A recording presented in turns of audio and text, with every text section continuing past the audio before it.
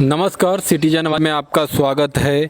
और सिटीजन खास मुलाकात में आज हमारे साथ जो शख्स बैठे हुए हैं, हमारे साथ आप वीडियो में देख रहे हैं, वो खास मेहमान हैं जो कृषि के क्षेत्र में, किसानी के क्षेत्र में बेहतर काम कर रहे हैं। दरभंगा ज़िला की बात करें तो जाले के रहने वाले हैं और मुख्य तौर पे कई किसानी अवार्ड जो है इनको उत्तम कृषक अवार्ड पुरस्कार जो है नव भारत फर्टिलाइज़र के द्वारा दिया गया। अभिनव किसान पुरस्कार 2020 जो है केंद्रीय कृषि विश्वविद्यालय पूसा समस्तीपुर के द्वारा दिया गया मखाना को लेकर। और बता दीजिए कि मखाना को लेकर ये बेहतर खेती कर रहे हैं और उसको लेकर भी हम इनसे चर्चा भी करेंगे। सबसे पहले सिटीजन खास मुलाकात में आपका स्वागत है। जी, आपका भी स्वागत है। जो आप हमको पहले आप बताएं जी कि आपकी जो यात्रा है या आपने जो यात्रा शुरू किया है मखाना को लेकर, मुख्य तौर पर जिस तरह से हम जान पा रहे हैं जो कि मखाना को लेकर जो बेहतर आप काम कर रहे हैं, पहले अपने बारे में बताइए। जी, मेरा नाम धीरेन्द्र कुमार हुआ और मेरा घर बेलवाड़ा हुआ जो जाले प्रखंड में आता है।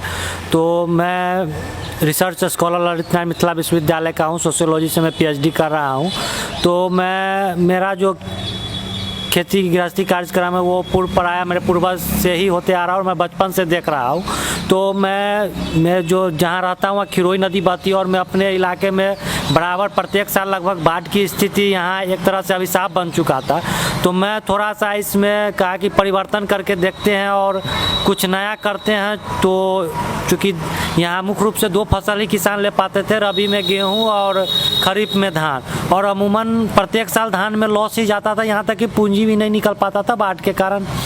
तो हमने थोड़ा सा इसमें चेंजिंग का सपना देखा और हमने कहा कि सोचा कि नहीं, हमको कृषि जो हमारा संस्कृति है कहीं ना कहीं इसका विलंबन हो रहा है, इसको हमको बचाना है। तो हमने सोचा कि मैं अपना जो ज़िंदगी का जीने का जरिया है और इनकम का जरिया वो हम कृषि से ही करेंगे, इसमें हम कुछ नया करेंगे।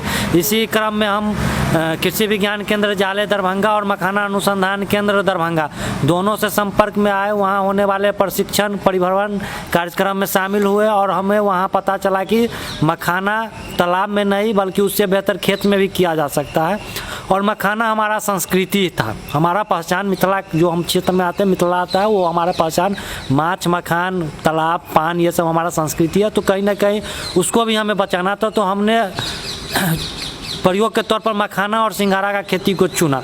तो मैं जब प्रारंभ किया उस समय पहला साल था, मैंने आधा एकड़ से प्रारंभ किया।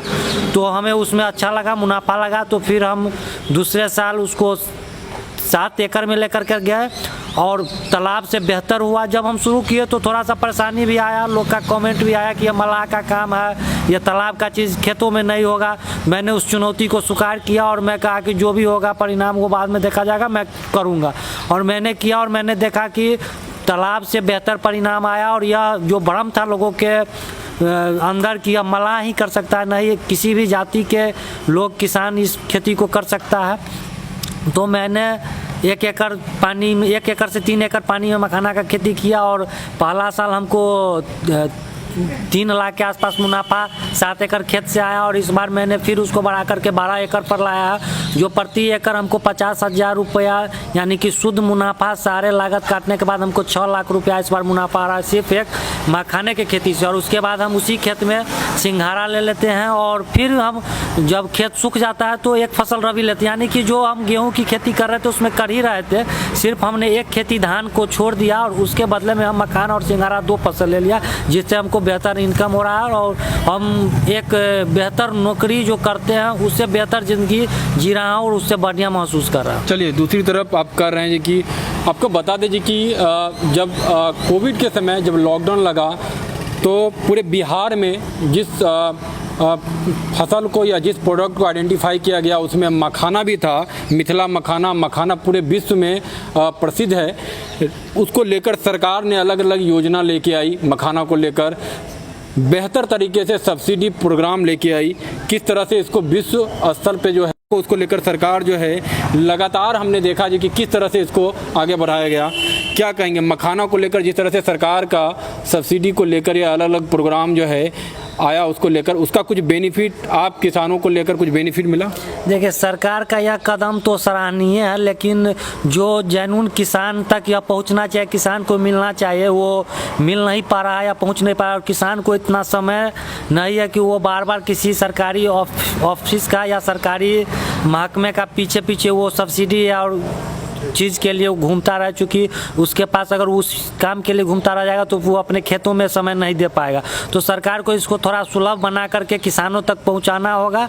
वैसे अभी तक किसान को, यानी हम जहां तक हमको किसी सरकारी सब्सिडी का लाभ नहीं मिला है, जो भी हम अपने जो कृषि विज्ञान केंद्र है और मखाना अनुसंधान केंद्र, उसके द्वारा तकनीकी सहयोग, जो बीज की है या दवा है या समय पर किसी तरह की परेशानी आता है तो हम उनको, अगर नहीं भी जा पाते हैं तो मोबाइल से फ़ोटो लेकर उनको व्हाट्सएप करते हैं तो वहाँ से बढ़िया रिस्पांस मिलता है। अगर वहाँ वो चीज़ का दवा उपलब्ध रहता है तो वो बुला के या हम तक पहुँचाते भी हैं, या नहीं तो वो हमको दवा का नाम लिख के भेजते हैं तो हम लोग मार्केट चले जाते हैं। वैसे प्रयास करते हैं कि हम लोग जैविक ही करें और खुद से हम जैविक दवा बना के भी प्रयोग करते हैं। तो कृषि विज्ञान केंद्र और जो रिसर्च सेंटर, इससे तो सहयोग मिल रहा है, लेकिन जो ये सब्सिडी वगैरह जो सरकार से मिलनी चाहिए, हम लोग को जो सिंचाई की व्यवस्था, नलकूप वगैरह की जो सरकारी व्यवस्था होनी चाहिए वो नहीं है, वो सब अपने बदौलत ही करना पड़ रहा है।